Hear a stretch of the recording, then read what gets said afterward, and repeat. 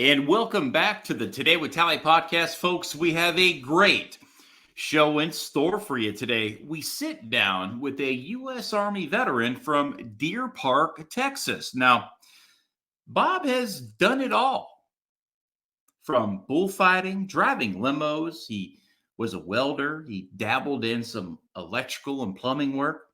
He did dirt work, pile driving, worked on industrial equipment, folks, until he found his true passion in life in the form of bees. That's right, folks, honeybees. And now Bob owns his own bee company that produces beard, mustache wax, all sorts of all natural products that smell great. And this beard butter is it's amazing stuff. And we're going to talk a lot about that today, as well as his military service and what he is doing as an entrepreneur now in Deer Park, Texas. His business, folks, is Bass Bros Bees LLC out of Deer Park, Texas. With that, we are honored to be joined by Bob Bass himself. How are you, sir? Doing well. How are you? Hanging in there. I'm hanging in there, man. Yeah. So listen, we were out at a music festival several weeks back, and we ended up meeting backstage. One thing led to another, and all of a sudden you're like, here, try some of my beeswax, if you will. I opened it up, took a nice smell of it, put some on my, and dude, this stuff is rad. I mean, it smells awesome.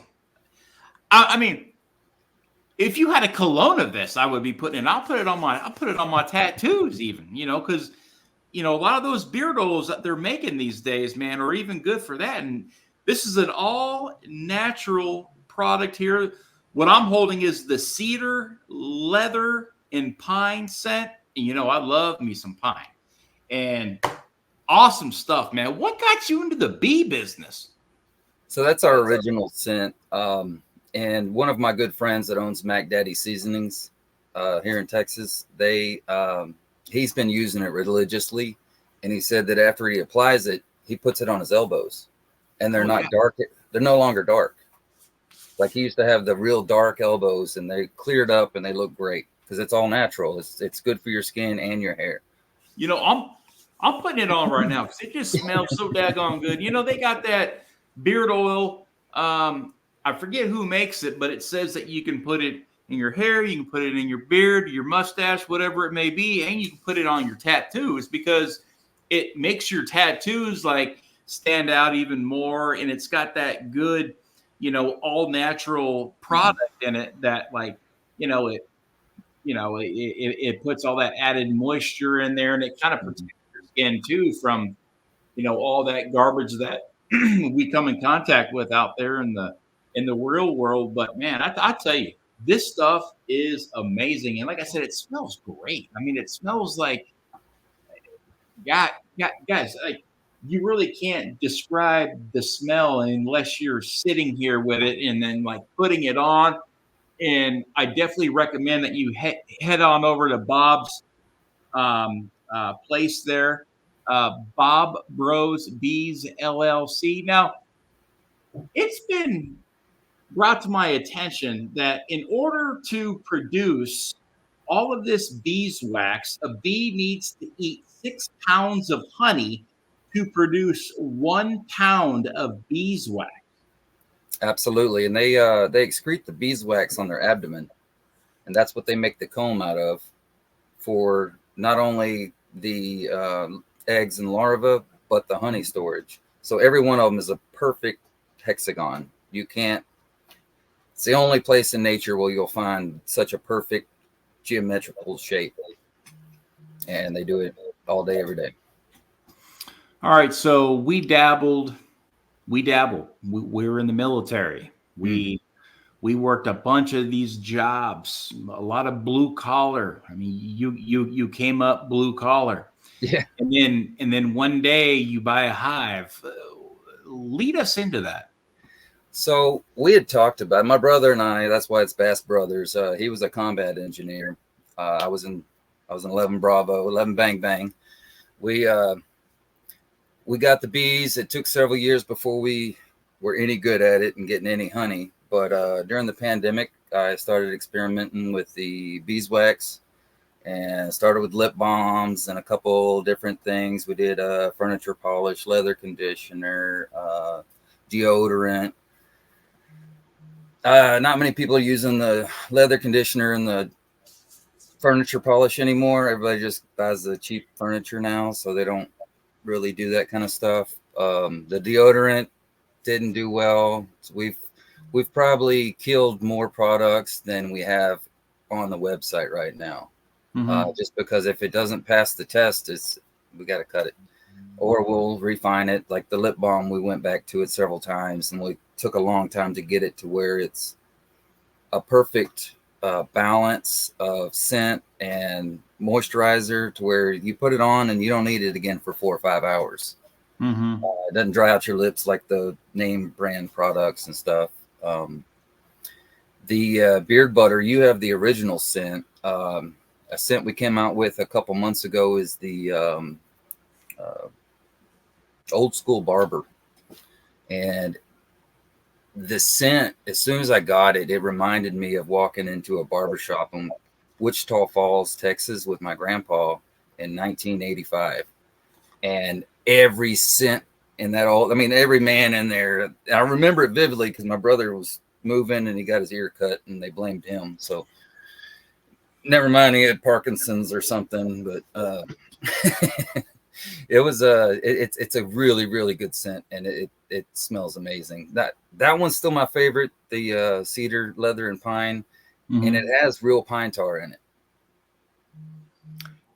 My son is a big ball player, and we do have a ton of that pine tar that he uses for his bats, and I just love that, man. This leather and pine, it is just, and folks, I'm not even kidding you. I mean, and look how shiny my tattoos are now. Man, they're really standing out. But like I said, the smell is what it kind of puts you in a good mood. I mean, really, it's got that great smell, and like you were saying in that barbershop, man, sometimes smells just bring you back, and to good memories, whether they're it's a bad memory, like when I smell like alcohol preps and stuff like that. It's just a bad reminder of when I had my pick line in me. It's just a bad smell, and there's adhesive tapes, some of those smells, and then you get some of these smells that are like, man, I'm feeling good. I'm looking good. You got that confidence up. You're like, let's go. Let's go tackle life, right? Better than high karate, huh? No, when I don't have the beard butter with me and it's feeling dry, the lotion works just as good. It'll make your tattoos pop, and it's hair, skin, and nails just like that. So it'll moisturize and do everything it's supposed to do. It absorbs. So after 30, 45 minutes, you go to wash your hands and dry them off, and they still feel soft. As a mechanic for almost 18 years, I don't have a callus on me. I've been a blue collar all my life. So the proof's in the pudding, I guess you'd say. So how does this work? The bees eat the honey, and how do you get the wax? So the wax, most of our wax comes from the cappings that we take off of the honey, and we put it in the centrifuge and extract the honey. But all those cappings, we let the honey drip out of them. We get that honey, and then you take those cappings and wash them, melt them down, and then filter them to get any kind of bees' legs or whatever that might have been stuck on there or something. Any impurities, you filter those out, and you have a solid, pure yellow beeswax. With that, we melt it down into smaller weighable options or whatever. So when we're making a big batch, it calls for a pound of beeswax. We can start stacking it in there until we get that exact amount. and then add the, the mango butter, the coconut oil, whatever else we're putting in there. But we started with what's best for your skin. Any product I could find that's natural, organic, and good for the skin. We took all these together without even price in mind and found a way to combine them that works. And the beard butter will turn to an oil in your fingers. So it's great at room temperature. It'll stay solid, but if you put it in your fingers, it turns to an oil. And I recommend rubbing it all the way to the skin because it will moisturize the skin and the hair and take away that itch, especially if you're growing your beard up. So folks that go online today or whatever, they watch this podcast and they get what I have here, this cedar, leather, and pine scent. This can be used on your skin as well. Absolutely. Yeah. And then you have some other products too that are just for skin. Well, the lotion is mainly for skin, but it's hair, skin, and nails. So like I said, you know, in a pinch, you throw it in your hair. I tell women, you know, if you get a bunch of crazy, what the girls call flyaways, just put some in your hands and just rub it over it and they're gone. There's a guy here in LaPorte that he buys 2 of the 8-ounce bottles every couple of months because he has tried every Head and Shoulders and dandruff shampoo he can find. He said, my lotion is the only one that moisturizes his scalp enough to where he has no flakes and it gets down to the skin and moisturizes it. And he's pretty much healed. Now, we can't say that it helps with eczema or psoriasis, but we've had 24 people tell us it works with their eczema and 5 people tell us that it works with their psoriasis. So, yeah, you know, that's going to be, you know, of course, you know, individual based, you know, depending on, you know, how they react. You know, everybody reacts to absolutely, things, you know, things differently. One may work for one, it may not for another. So I guess it's all trial and error at that point. But when you batch this, like, how many actual steps, and I know you were talking a little bit about the steps, but how many actual steps are in this production process, and how long does it take to go from the hive to the can? They're all separate processes. So what we'll do is after we extract the honey, we'll clean the beeswax and freeze it. And that'll kill anything that could be in there, living organism or whatever. When we pull that out, we heat it and melt it and filter it. And then we have, each of these are a complete day by themselves. So then when we go to make a batch of cedar, pine, and leather, we'll melt it down the exact amount we need for however big a batch, a double batch, triple batch, whatever we're making, and add the subsequent amounts of everything else. And then when we go to say a single batch of that beard butter, I'll take a spoon and dip it in the pine tar and let it drip a little bit, and I'll spin it and I'll swirl it in there. That's the max of pine tar that we put in a batch because we don't want it sticky. You know, we wanted the element of scent and minerals and natural things that you can get out of it, but we didn't want any part of it being sticky or, you know what I mean, or changing the color of your hair or anything like that. So right. And so how do you keep the consistency for, you know, for each product and for each can? If I were to buy 20 of these, would all 20 be the same exact consistency? Absolutely. We have we weigh everything by milliliters or ounces or, you know, 1/10 of an ounce or whatever. And we, you know, I'll make 100 of them at a time. And it's, they've been consistent thus far. You know, I mean, I haven't had to change the beard butter. It came out, we just kind of, it's like a home run on your first at bat. It turned out great and I don't want to change it. It's been doing good.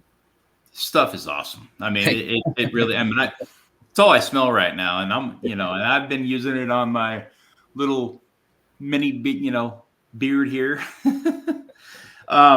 You know, but when you add, like you were saying, you add, that spoon, you kind of let it drip out a little bit there on the pine tar. But when it comes to the leather scent and the cedar, are those just drops, or is that like a cream that you add into it? No, that's an essential oil that we buy. Oh. We've since been buying it in larger bulks and stuff like that. We set our prices in the very beginning. What I did was I didn't know what it sold for. I never even used beard butter when I made it. So, and that's Right. most people. They're like, guys don't buy beauty products for themselves or whatever you call it. But once I did start using it, I realized, oh, wow, it doesn't have to feel like horse hay on your face. So it feels like my wife's hair, and she's a hairdresser. It's hard to get guys to realize that this is going to last you a long time and there's so much value in it. So I pulled up natural beard butter on Amazon, and out of all the beard butters, even the non-natural, the cheapest one was about $13. I said, okay, cool, we'll go $12.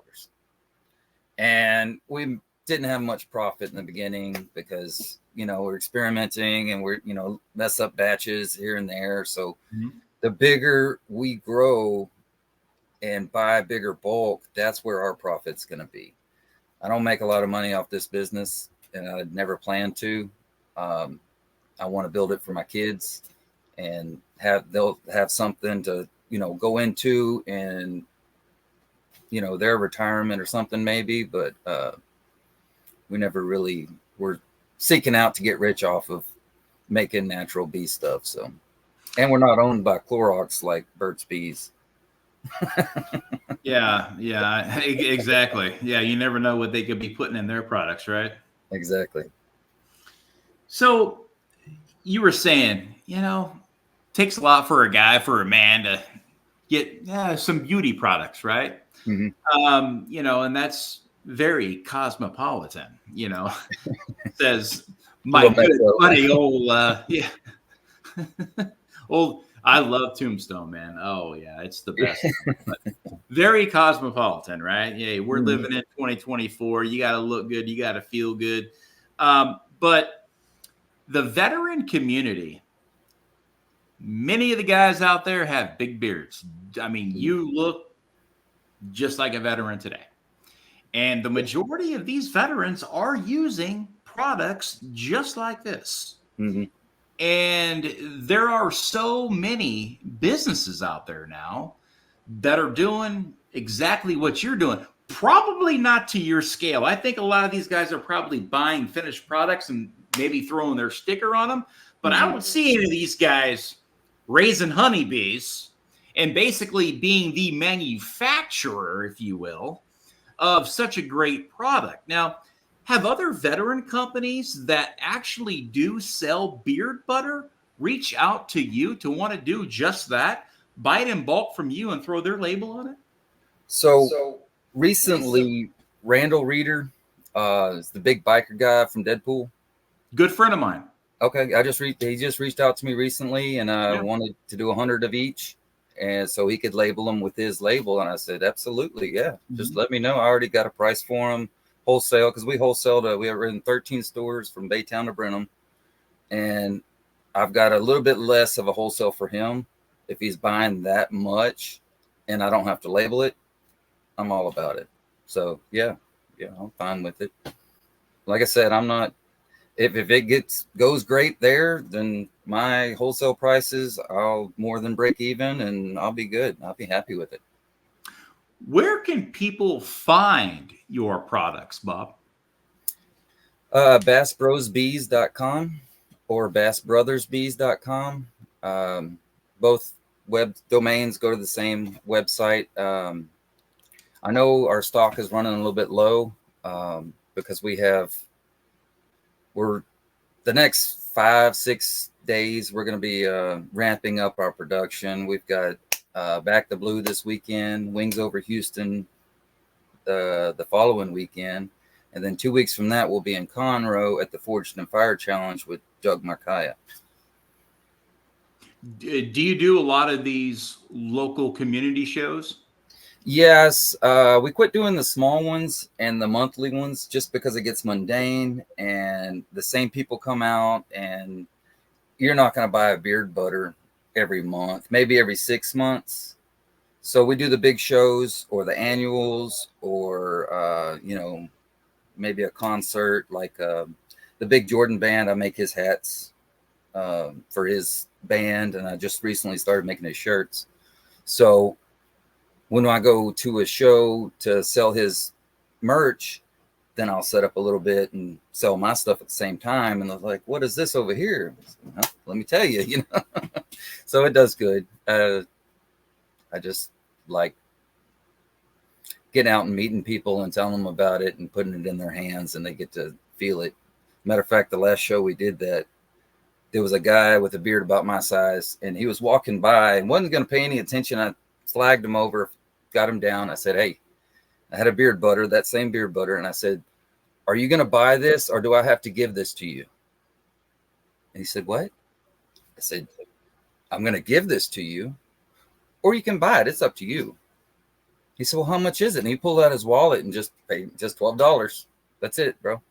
And he paid for it, and he's a fan. Like, he's contacted me since then. He would have never tried a beard butter until I put it in his hand. I was going to give it to him because I give away more of our products than we sell.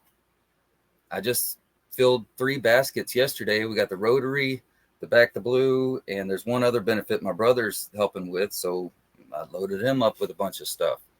We just rather see people use more natural products, get away from the chemicals, and be happy. You know what I mean? You put a smile on somebody's face, that makes me happy. Amen, brother. So how many bees do you actually have? We have, I was going to say 13. We have 12 hives. We just lost a couple due to, they get weak. They get vermites.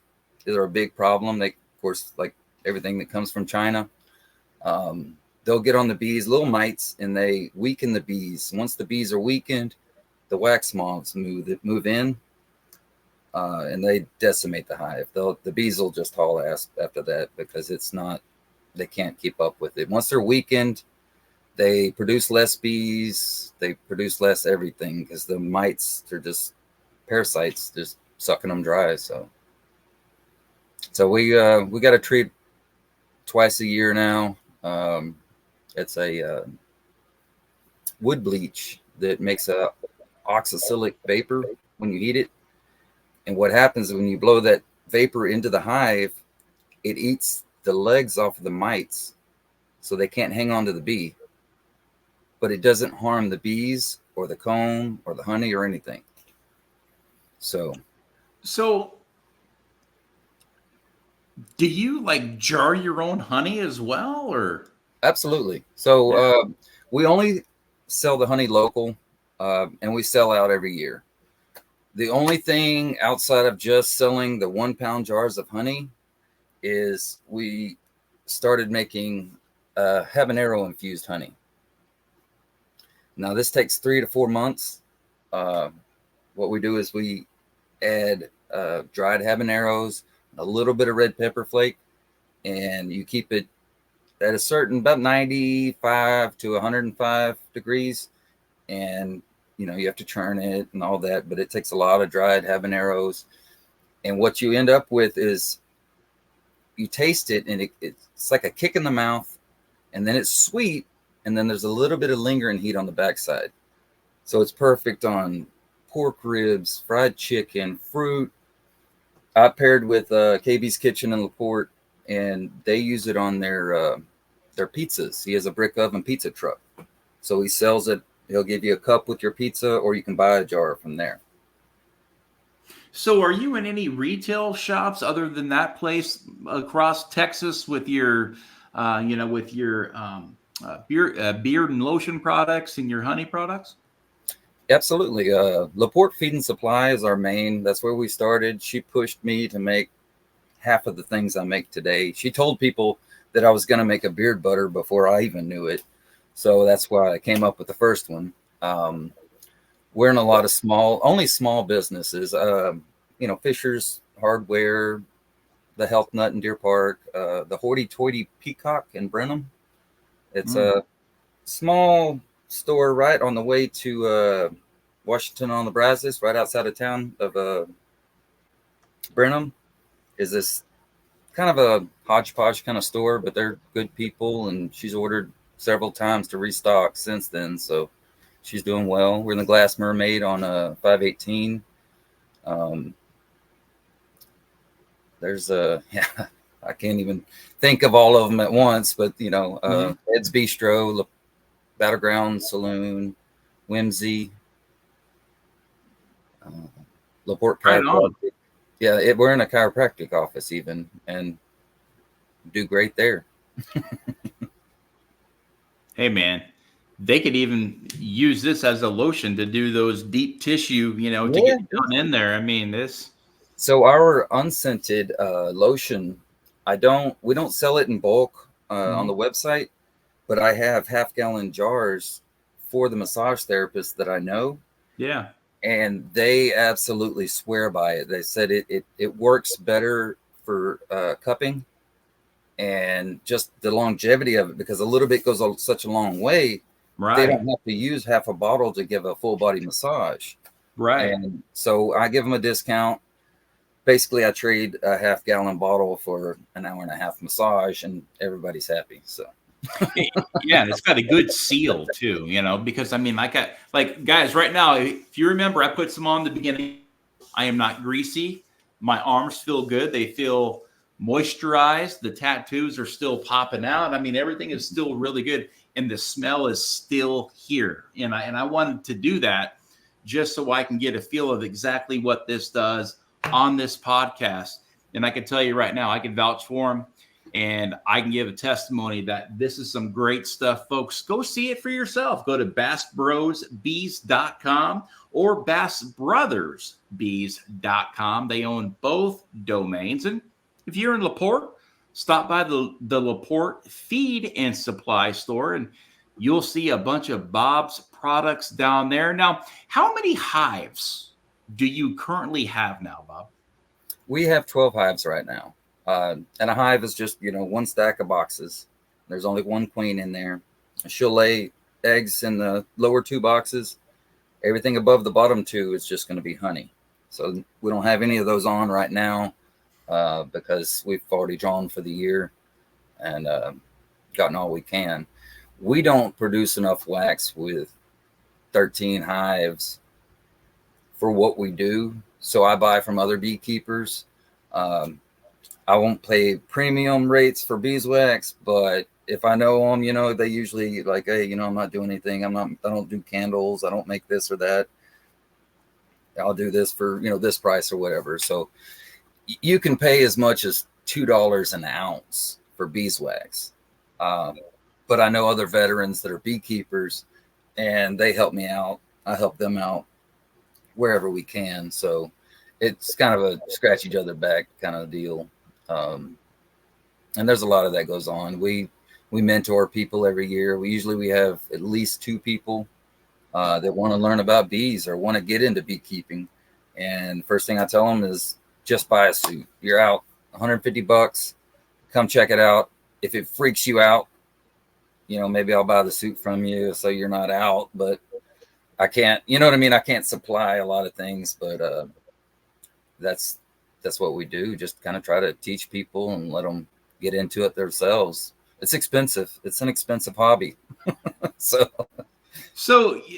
the other day I saw this YouTube video of this gal going out into her hives, and she didn't have a suit on.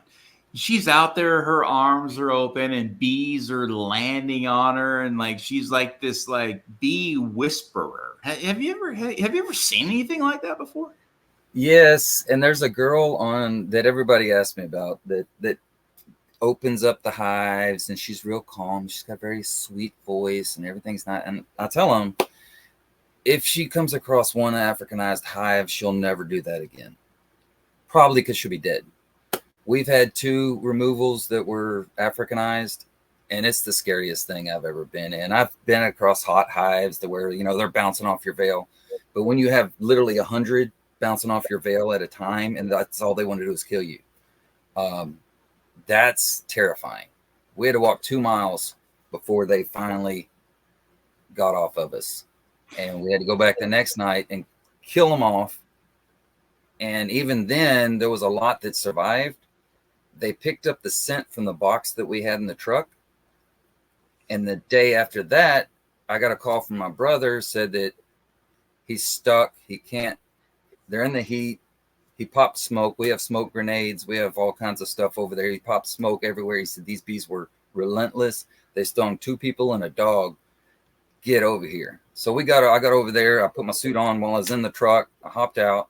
We found where that they had gone to that box we had in the truck. And we took the whole thing, put it inside of a plastic bag and taped it up and just left it out in the sun for them to cook. And then the rest of them, we just kind of had to kill off one at a time. I think we had one of those electric fly swatter deals, and we just started batting them until they finally dissipated and they were done. But so, it's terrifying. They don't quit. So African bees, what are the 2 types of bees? So you have, like, what's the bee you use? Just a regular old honeybee, right? Absolutely. So most bees that are here are European bees. Yeah. Okay. The most so you have European bees, and then you have the African bees. The European bees are nice, and the African bees are here to basically kill you. Absolutely. Everything in Africa is a predator. So it started with an experiment in South America in 1956. And a helper accidentally released 19 Africanized queens into the wild. Well, 60s and 70s, they made their way into Mexico, and 80s and 90s, they made their way into the US. And they will move into a hive and just decimate it and take it over. And then, boom, that's their hive. They're relentless, and they are not good to deal with. Now, Italian bees are the most gentle bee, I think, that I know about anyway, because there's no predators in Italy.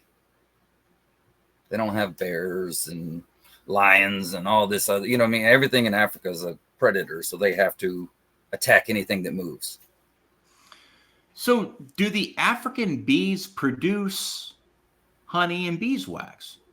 They do. They produce more because they are a more aggressive type of bee, per se. That's why they were experimenting on them in South America to see if they could find a happy medium with a gentle bee that produces what an Africanized bee can produce.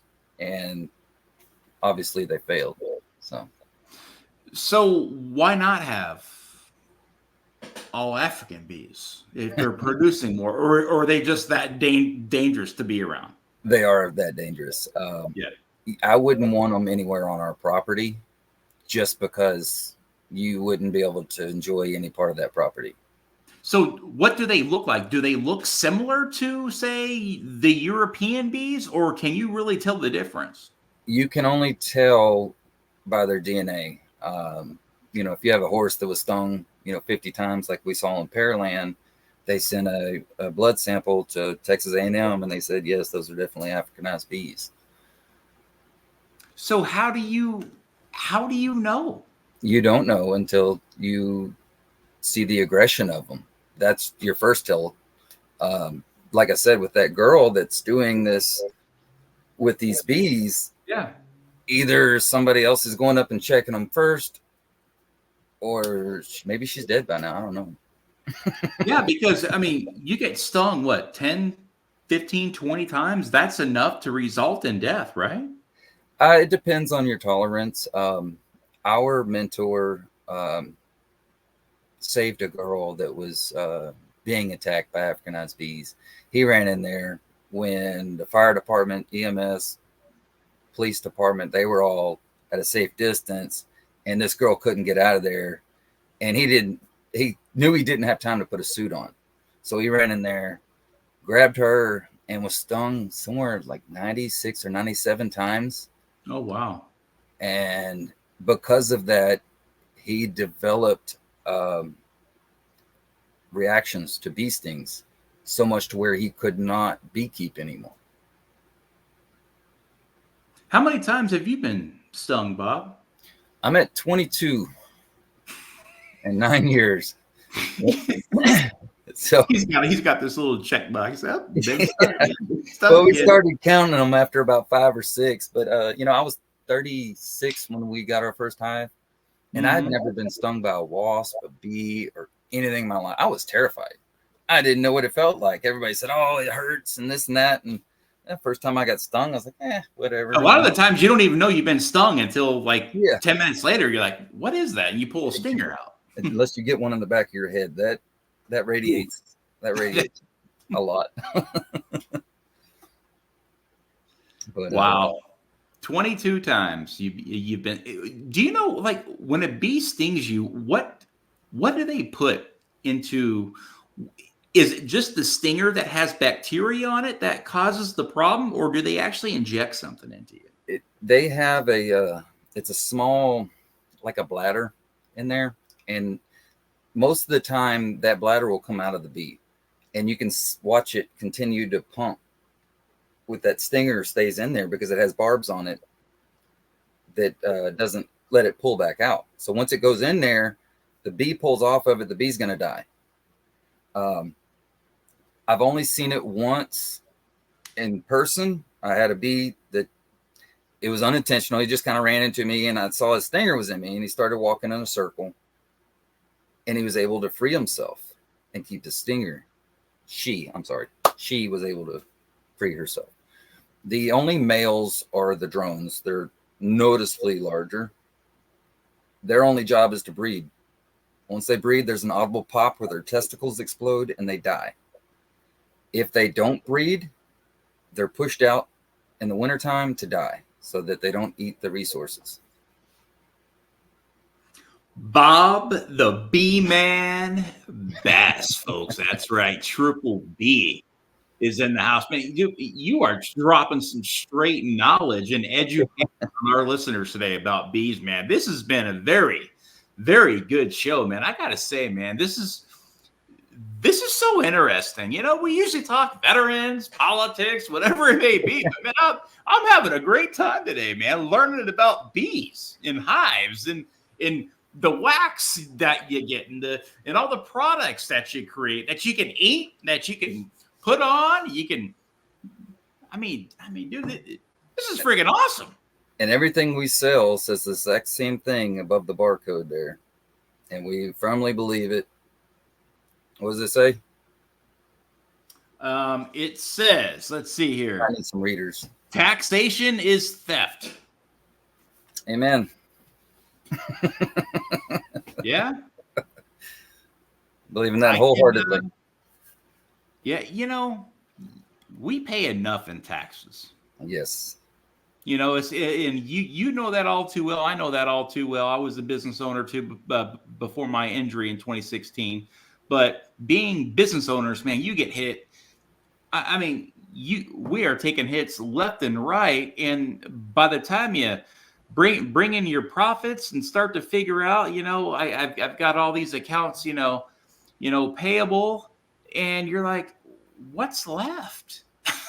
So, and then you drive around, and there's nothing but potholes and freaking infrastructure that's crumbling.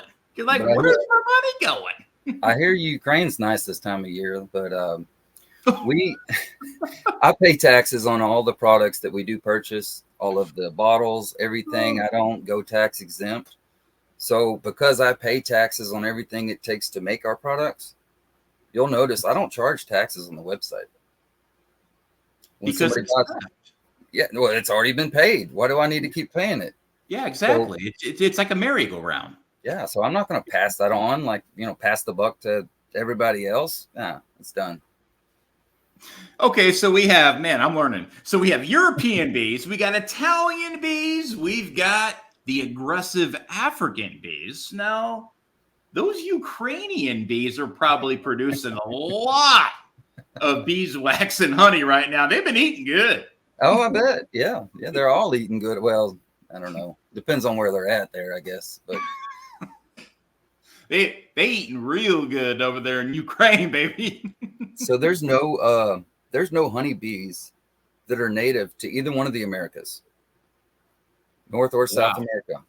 Our natural pollinators are butterflies, wasps, carpenter bees, wood bees, the bumblebees type deals. They're reckless, but they pollinate. Um, Honeybees are more meticulous and all that. They do a great job, but they're not original here. Everybody's like, oh, the bees are dying. It's our natural pollinators that are getting washed out.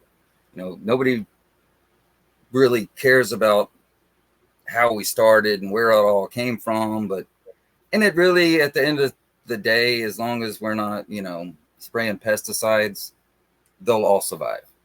The pesticides are what's killing most of them. Are you concerned in the United States of America that people are using too much pesticides and are killing these animals off that do contribute so much to our earth and our society?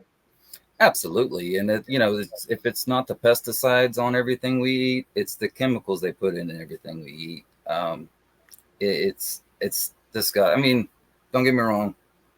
I'm not preaching or anything like that. I was the gas station burrito, green monster, let's go. Mm-hmm. My wife is the all natural, holistic, everything. And she's got me over to that side, which I have to say, I do see the benefits now. And I usually pass on the gas station burritos. So, but I'm sure you'll stop at the food truck, right? yeah. Oh, yes. Yeah. Oh, yeah. Hey, the higher the crime rate, the better the tacos. Dude, you ain't lying, man. Yeah, you can't be going into no big old luxury freaking, $5 million neighborhood and get some good tacos. No. That ain't gonna happen. No. I agree there. I grew up in San Diego, and and I can testify to that, man. You got to get down into the barrio there to get you some good tacos. That's it. Keep your truck close. Yeah, some good carne asada, and a good buddy of mine, actually my best friend, works down in Pasadena. Okay. And they got some good taco food trucks down there. Oh, that's a little Mexico there. Yeah, we go there. Yeah, that's Mexico. Oh yeah. So I got one more question for you. Uh-huh. You were talking about, the pesticides, right? And so say for an example, you have a farmer, okay, here in, the greater Houston area, and they've got crops and they're using pesticides, and a bee lands on that and comes back to you in your hive, finds your hive. Is there any way that bee can contaminate that hive? No. If it does have an issue with it, the rest of the bees will keep it out. It will keep it from coming in. Usually a bee will know, like if you put some honey out there and there's no bees that come to it, then there's something wrong with that honey. They know a little bit more than anybody else would. There's a lot of pesticides that will either repel bees or repel all insects. So you just got to choose the right ones. And I think most farmers want that so that they can either keep them away or have a bee safe pesticide to where they'll still pollinate those plants. So it's not intentional. It's just the large companies that, spray massive amounts on the, right, thousands of acres or whatever. So I think people are a lot more cautious about it nowadays. So, I mean, safe to say that these honeybees police themselves, really? Oh, absolutely. So as soon as they are born, they'll eat the capping out of that cell, and they immediately clean that cell and go to work, whether they're a nurse bee, a protector or whatever, or a forager or whatever, you name it. They live 5 to 6 weeks tops. But a queen will live 5 to 6 years. Her production will start to wane in the last 3 years. And what they'll do is the workers will make queen cells and take those eggs and make new queens. So they're a much larger cell. They feed it differently, and it produces more queens. Now, when those queens are born, either they fight to the death, or they just split the hive, and they'll take half the bees with them. And then you got 2 hives then. Man, I cannot wait until I'm sitting at a bar watching Jeopardy and someone brings up bees, because I'm going to be like, oh, well, let me tell you what I know about. Happen to know a thing or two. Dude, man, you just dropped some serious knowledge, man. I tell you, and look, you're a veteran, man, and this is a great hobby. You said, look, albeit it's an expensive hobby, but this is a hobby that adds so much value, to our, our atmosphere and our surroundings and our country, and the whole process. And I mean, it's very interesting, man. And I always like to finish the show like this, man. Look, and I know that you belong to the veterans, the Houston Veterans Chamber. And you're a lot around, and you're around a lot of veterans. You have a lot of veteran customers. But let's face it, right now in the United States of America, we have an epidemic right now with veteran suicide out there, and it's got to stop. Do you have any final words of encouragement or inspiration that might find a veteran out there that could be watching this podcast that's hurting right now, that you can perhaps pick him or her up? Absolutely. So what I tell people is to find your bees, like I do. I have to deal with bees. So you find your bees. I have severe tinnitus, is how it's supposed to be pronounced. But when I'm with the bees, the buzzing, it completely goes away. I can sit down next to a hive, and it's just peace and it's tranquility for me. There's that for everybody. If you haven't found it, reach out. If you can go through the website and email me anytime. I'll talk to anybody. You know me. I love to talk. I love to communicate. And, if I can help somebody find their passion, I'll do that in a heartbeat. And if anybody's interested in joining the Houston Regional Veterans Chamber of Commerce, reach out to me. I'll get you in touch, and we can make it happen. Find your bees. I love it. That's find your peace, find your tranquility, find your people. Yes. Friends, family, colleagues, whoever it may be, or a stranger like me, and you were, and now we are connected with that handshake, and not only with the handshake, but with the gift that you gave me, that I'm very thankful for, man, because that was a really neat gesture on your part. And for that, can I gift you one of my new books? Absolutely. Cool. Absolutely. Well, why don't you just hang out here after the program? I'll get your address and I'll ship that right out to you. Okay. And it'll be a 1-for-1, man, because we definitely got to keep in touch. You're a good man. You're very approachable. You're very knowledgeable. You're full of education. You know what they say, right? All the college guys, right? They say that knowledge is free, but education costs money. Absolutely. I've got a coin for your board there too. No kidding. Let's go. Well, you'll have my address, so we can do a little pen pal stuff back there. You go. There you go. Man, I love it. Well, Bob, listen, man, it has been a pleasure having you today on the Today with Tally podcast. I know this is going to be a good one. I'm going to send this out to so many people. And I know that you have added so much value out there and meaning. And I think people are going to get a good laugh. They're going to pick up on a lot of the education that you drop down, some of that knowledge, and just keeping it real and keeping it simple, not getting too scientific, just talking in terms that the average everyday Joe like us can understand, pick up on, and grasp. You know what I mean? That's how I learned. So keep it simple, stupid, right? Oh yeah. Awesome, man. Well, again, thank you so much for joining us today, and we will catch you. We're going to have to catch up another time. I'll have to have you back. All right. Yeah. Anytime. I appreciate you. Thank you. Yes, sir. All right, buddy. Well, folks, there you have it. Bob the B-Man Bass. I mean, look, the triple B, right? The triple B. I mean, B. I mean, he was just destined to be a B-man, right? But look, you got to connect with this guy. He's awesome. Good guy. BassBrosBees.com or go to BassBrothersBees.com. Check out their website.